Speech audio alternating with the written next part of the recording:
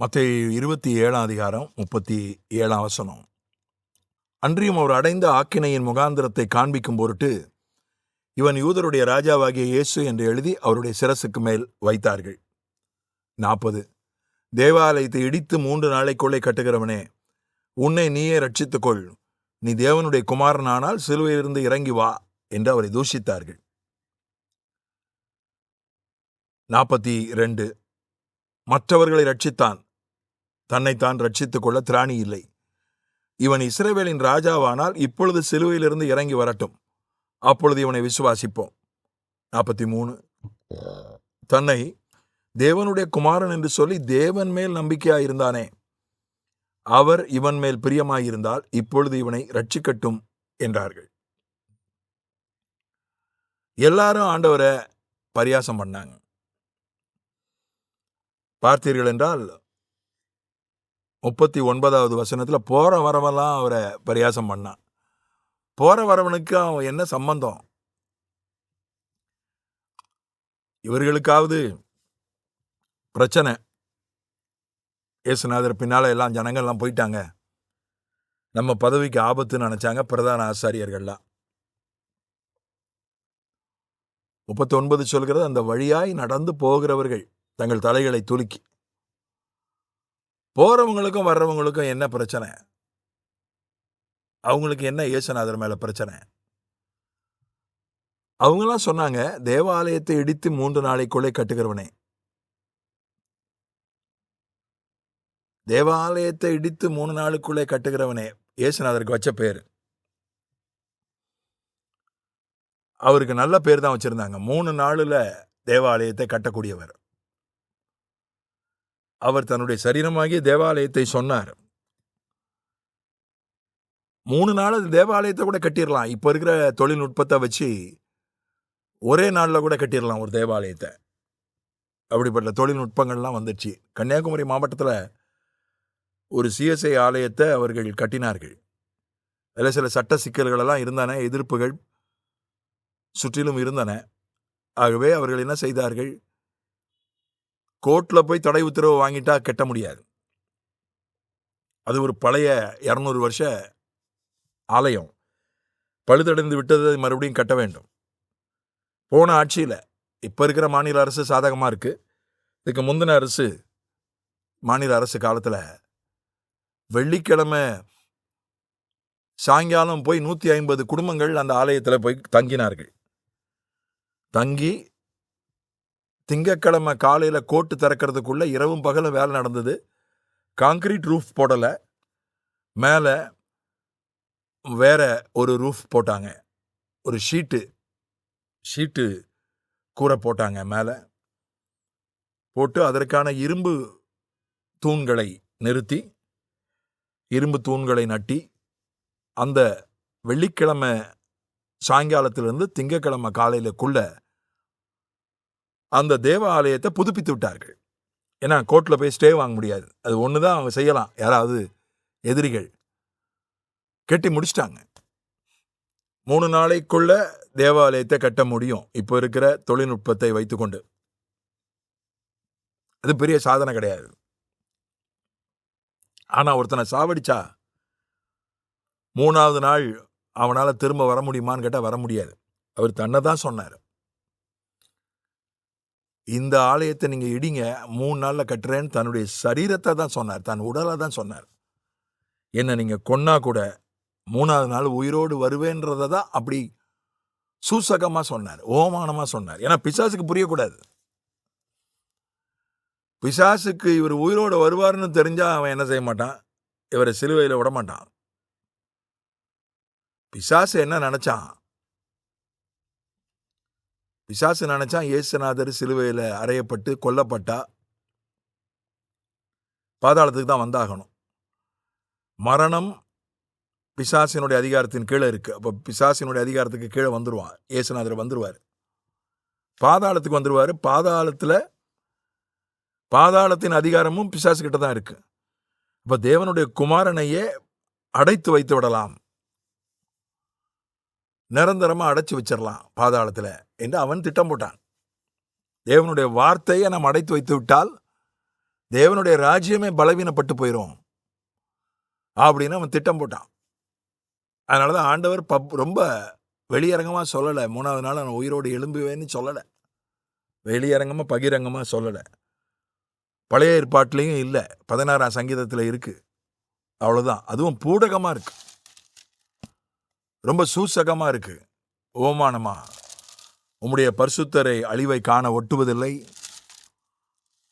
அப்படின்னு மாம்சம், உடைய பரிசுத்தவானுடைய மாம்சம் அழிந்து போகாது, அப்படி ஒரு மறைமுகமா சொல்லப்பட்டிருக்கிறது. ஆத்துமாவை பாதாளத்தில் விடீர், பரிசுத்தவானை அழிவை காண ஒட்டீர், அப்படிதான் சொல்லப்பட்டிருக்க.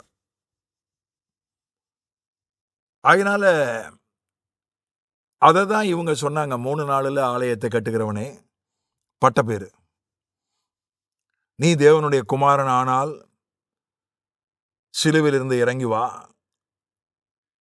என்று அவரை தூஷிச்சாருங்க. போற வரவங்களாம் தூஷிக்கிறாங்க. 41ஆம் வசனத்துல ஆசாரியர்கள், பிரதான ஆசாரியரும் வேதபாரகரும் மூப்பரும் பரியாசம் பண்ணி, போன தியானத்துல சொன்னேன், இராணுவம் அவரை துப்பியது. எங்குமே நான் எதிரிகளை அப்படி செய்யறது உண்டு. ஒரு இராணுவ வீரன் இன்னொரு இராணுவ வீரனை, அது கூட இந்த இப்போதைய நாட்கள் அது கிடையாது. ஆதி காலத்தில் அந்த மாதிரி மனித நேயம் இல்லாம எதிரி நாட்டு வீரர்களை, கைது செய்யப்பட்டவர்களை அவமானப்படுத்துறது இந்த மாதிரி இருந்துச்சு. ஆனா இவர் அப்படிப்பட்டவர் அல்ல. இவர் ஒன்றும் எதிரி நாட்டு இராணுவ வீரர் அல்ல. குற்றஞ்சாட்டப்பட்டு தண்டனை விதிக்கப்பட்டவர்.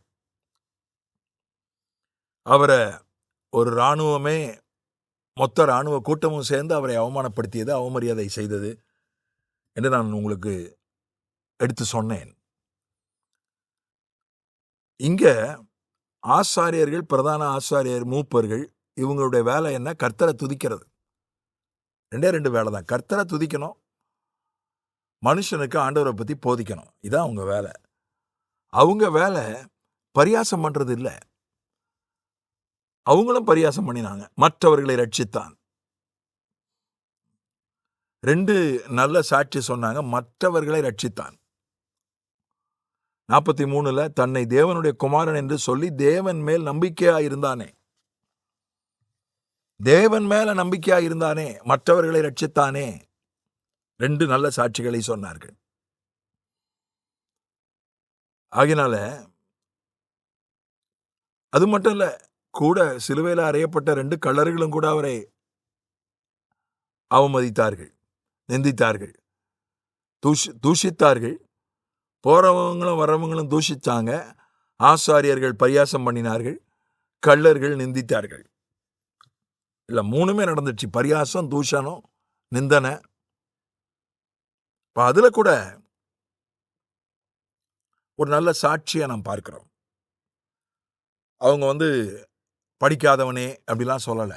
ஏன்னா அவர் முறைப்படி படிக்கலை. ஆண்டவர் குடும்ப சூழ்நிலை காரணமா, வறுமை காரணமா முறைப்படி படிக்கலை.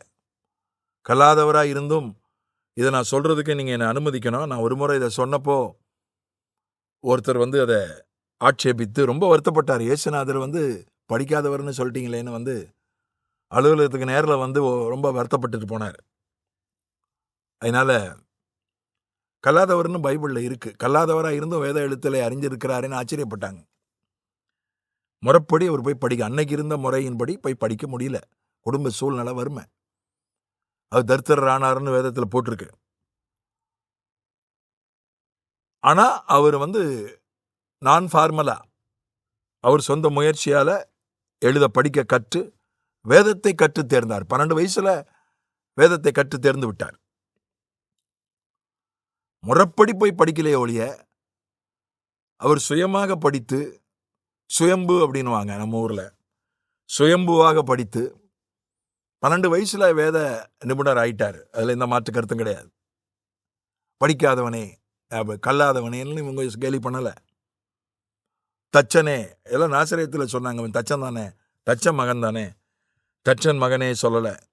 தேவனுடைய குமாரனே, தேவனுடைய குமாரன் என்றால் இறங்கி வா, தேவனுடைய குமாரன் என்று சொன்னாயே, யோசேப்பின் குமாரன்ற பேச்சே இங்க வரல. தச்சன் மகன்ன்ற பேச்சே வரல. இன்னும் சொல்லப்போனா ஒருத்தரை தூஷிக்கிறதா இருந்தா பொதுவா பிறப்பை தான் தூஷிப்பாங்க. இயேசுநாதருடைய பிறப்பு ஒரு வித்தியாசமான பிறப்பு. அவங்க அம்மா திருமணம் ஆவதற்கு முன்பதாகவே கர்ப்பவதி ஆயிட்டாங்க. அற்புதமா, அதிசயமா, பரிசுத்த ஆவியினால. அதை யாருமே சொல்லல.